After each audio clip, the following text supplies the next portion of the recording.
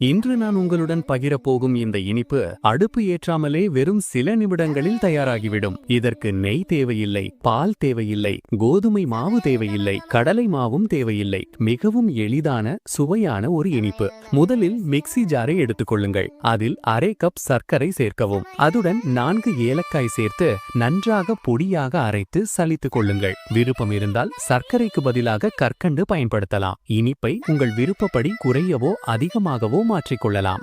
இப்போது அதே ஜாரில் அரை கப் பசும்பாலின் மேலே உருவாகும் புதிய பால் மேல் தோலை சேர்க்கவும். இதை சர்க்கரை பொடியுடன் சேர்த்து மென்மையாக அடித்துக் கொள்ளுங்கள். பிறகு சில பாதாம் சேர்த்து நன்றாக பொடியாக அரைக்கவும். அதை இந்த கலவையுடன் சேர்த்து கலந்துவிடுங்கள். அடுத்து 2 கப் வறுத்த கடலை சேர்த்து மிக்சியில் நன்றாக பொடியாக அரைக்கவும்.